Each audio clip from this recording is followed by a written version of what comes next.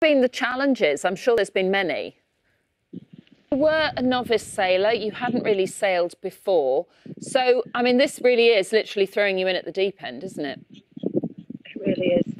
Thank you so much for talking to us, Heather, and hopefully we'll be able to catch up with you over the next few months anyway. We wish you well. Thank you.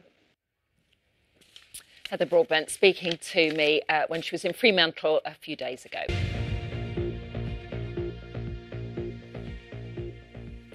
The Prime Minister must act now to prevent more devastating floods in the north. That's the view of the Institute for Public Policy Research, which thinks it should be a priority for the Northern Powerhouse. The government says it is investing in flood defences, but some families here in the northwest who are unable to spend Christmas at home this year after flooding say more needs to be done. Naomi Cornwell reports.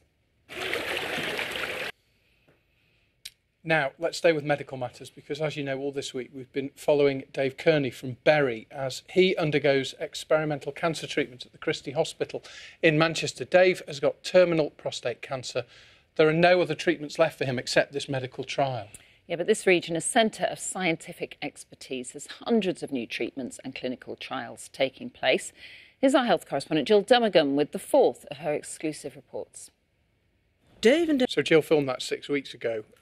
Dave and Amanda agreed to do the series regardless of what the outcome was. Tomorrow night we're all going to find out. Hopefully, it's worked. Fingers crossed. Now, last night we met people who will be homeless this Christmas and saw how the charity Crisis is helping them. Tonight we meet Chantelle, a mum of two from Huyton on Merseyside. The 26-year-old spent last Christmas in sheltered accommodation after escaping an abusive relationship. She's hoping that her story will inspire other people to seek out help to leave their days of homelessness behind. I've got to... We said yesterday, didn't we? Sometimes it's tough to watch stuff like that, but that's nice. That's good ending, isn't it? Really good Christmas for Chantelle and his kids. And Christmas also can be a tough time for young people who've grown up in care and have no family to celebrate with. But now those who've recently left care can get together for a special meal on Christmas Day. One of the care leavers' Christmas lunches will take place in Ellesmere Port, thanks to a group of volunteers. Mairead Smith reports. George.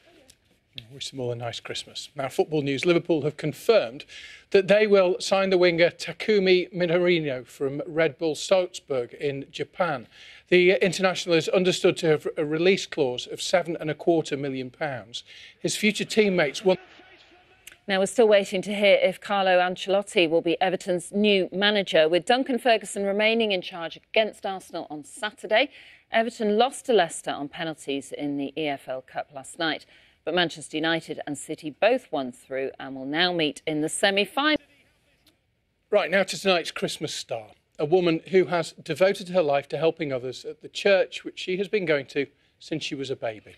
Jill Grisdale